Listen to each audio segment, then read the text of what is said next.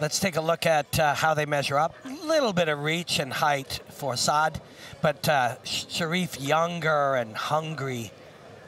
We can really see that 10-centimeter reach with Tujar's long arms, which, as Stefan's saying, look for the body lock in this fight. Look for him trying to use that as much as he can. Well, this LFL fight in the featherweight division is scheduled 3 rounds of 5 minutes. The referee is Mr. Niels Burske. Of course, with Stefan in Sharif Larossi's corner is Bob Schreiber. And 5 minutes, sometimes you know the rules, make it a good we and use the clean word fight. legend a little heavy-handed, but Bob Schreiber is a legend of Netherlands martial arts. Yeah, a pride fighter from back in the day. So here we are, the third fight of LFL 11, a featherweight bout between two excellent young fighters, Tujar in the tight orange shorts and Larossi in the open ones. And they've started fast here, Robin. Sharif comes out right hand forward, so the body is open to the rear right weapon of Tujar, which you're seeing him use. Right kicks are a good weapon for him in this stance.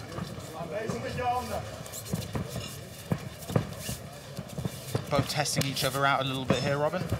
Both probing. Yeah.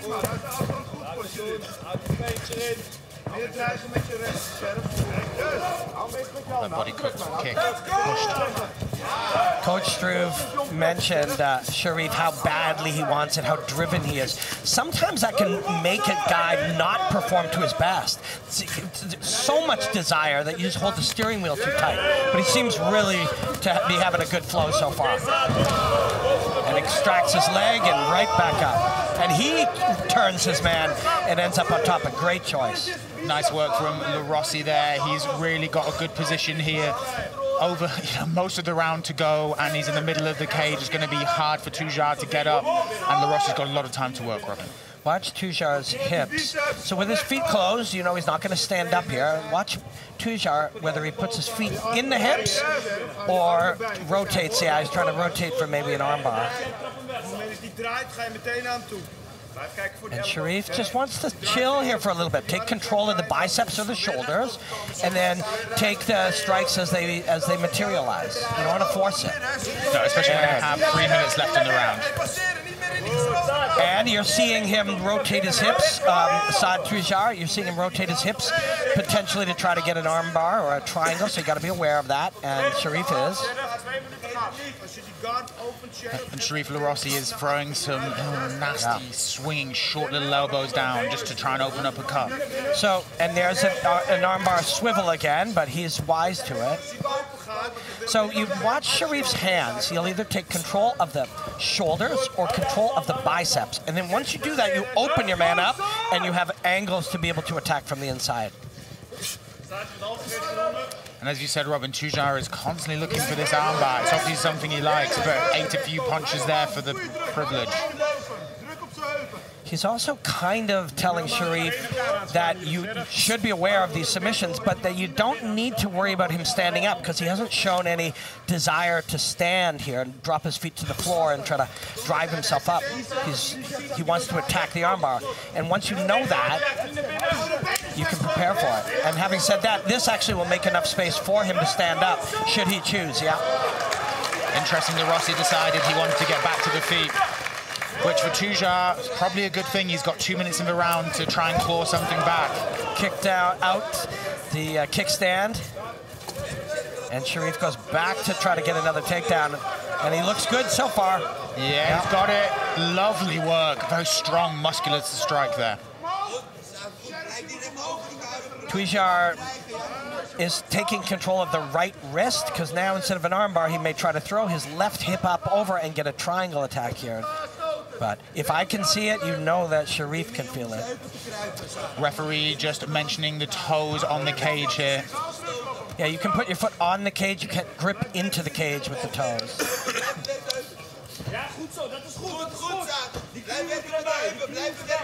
It's a nice round for Sharif. He's had to work hard to get these takedowns, but when he gets them, he opens up the body on the inside line and then takes that little elbows over the top like that. And There's another. And Tuja, those elbows that you're talking about, you can see them working. We're right next to Tuja here. There's armbar now. Oh, he's got an armbar in there. It's deep. He's got the elbow past. So once you strip the elbow past the cup, the armbar is not as dangerous anymore. But that goes to show you if you don't cross one T, you're going to be tapped. But when you do attack these submissions, one of the possible results is you get passed. And that's what has happened here. And Rossi now has 30-odd seconds to work from side control. And you see these bucks from Tuija, these are going to fatigue him more because the danger is higher. And he's got the bottom arm. See that arm? He's got that trapped. Not anymore. Good round for Sharif LaRossi. Definitely, and you can see that the face of Tuja is just busted up a little bit swollen, red, scratched. So it might not have looked from the TV that he was doing too much damage, but those repeated shots coming down, Robin, really do pay a big price. What you just saw there with Stefan and LaRossi, Stefan's only job was to get him to slow down a little. Breathe some sweet air into your lungs. Hold the air for a few seconds. Breathe it back out. Listen to Bob's voice. Like, it's super simple here.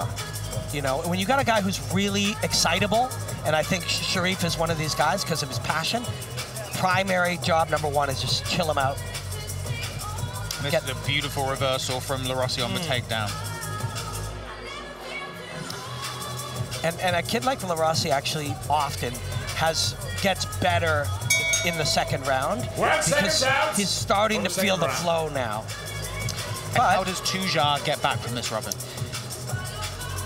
Well, I think if you're his coach, as much as we felt we were close to that armbar, we're not going to attack off our back as much. We're going to stand back up and try to kick this kid in the head because that went well, but we lost the round. And if we do two more like that, we will lose the fight. So if and when you get taken down, you get right back up, you fight. The battle is to stand up, not to submit, and then you try to kick him in the head like he's doing right now. Keep it simple. Okay, this is our second of 3 rounds of 5 minutes. And as I said that, the other option is let's get on top. You know, let's put Sharif on his back and see what happens if we're on top. Let's get a few elbows of our own into his face. And you can see, a little bit off balance there from the kick, but another little uncertain step back from Tuja with LaRossi strike. Yep. And last time LaRossi muscled his way into this position to a takedown. We'll see if he can do it again. Excellent work by Tuija, but LaRossi gets the head and uses it to take him to the ground. Now he's in top half. And this was exactly where Tuja didn't want to be. Yeah, you've already felt the minutes of elbows slicing your face and hammer fists knocking a little bit of sense out of, a little bit of adding some little birds to the sounds. And Tuja has been opened up here. Sorry, Robin. Yeah. The blood is pouring from it. Looks like a nose, maybe. Maybe above the nose. We'll see. We'll get a better look. But yeah, if you are LaRossi, you like all this. If you're Bob and Stefan, and we're happy with everything here. And three and a half minutes still left to go in this second round. He's opened up Tuja and he's in the position he wants to be. Also, it looks like it's on the cheekbone. And Tuja again grabbed and tried to rotate into an armbar. If he gets it, great, he'll win the fight. But if he does not complete it, it is not helping him win the minutes. It's an all-or-nothing proposition for his arm bars. You can tell he likes that style of jiu-jitsu in the gym, that guard play, but it's not always going to work in MMA these days. Add a bit of blood to it, a bit of grease, you know.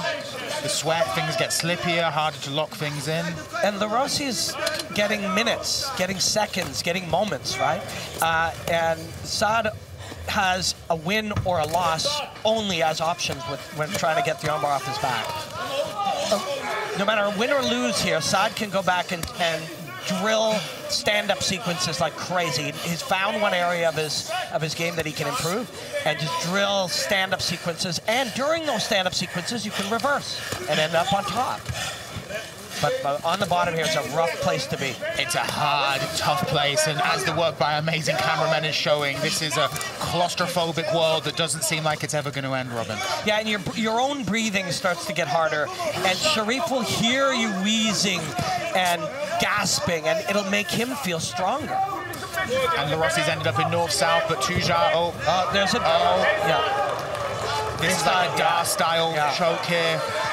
Yeah, he's got him. You can stay with this. Yeah, you got it. Oh, there it is.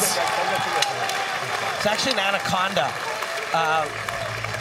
But the principle is the same. We block the blood flow to the brain. A very tough round for Tuja there. As soon as Larossi got the takedown, he swarmed all over him, Robin, and finished with that choke at the end. You hear somebody sobbing. It's actually Larossi. It's probably joy.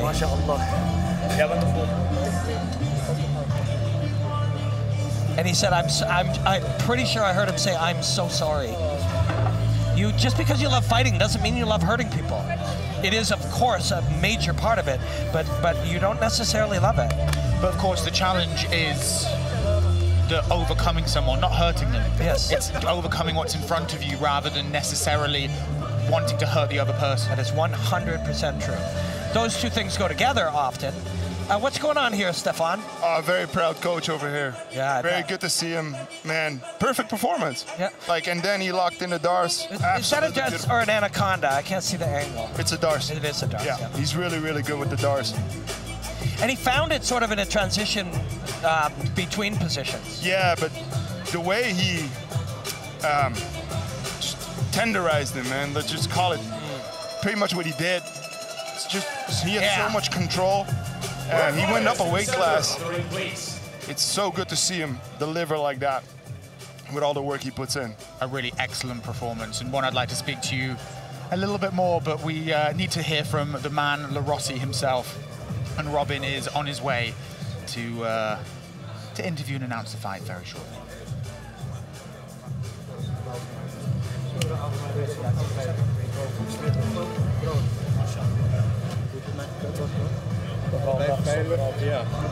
Referee's trying to break up the kind words. There's a lot of respect here. A big applause for both fighters. They have trained in the past a bunch of times. When the winner of this fight by Dars after 3 minutes and 15 seconds in the second round is the man in the red corner, Sharif Larossi! There with your winner, Sharif Larossi. Sharif, after that fight was over, you seemed emotional. What were you saying to him? It was such a tough fight because Saad, I train with him, I sparred with him, I do my strength and conditioning trainings with him.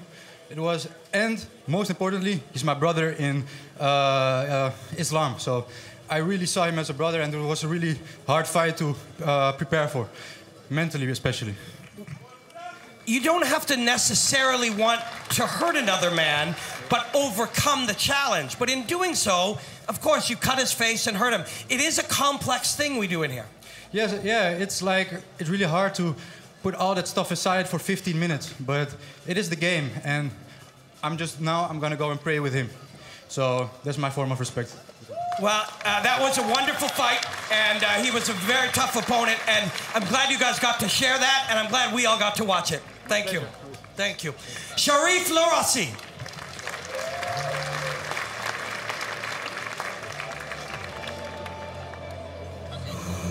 Mama, I love you.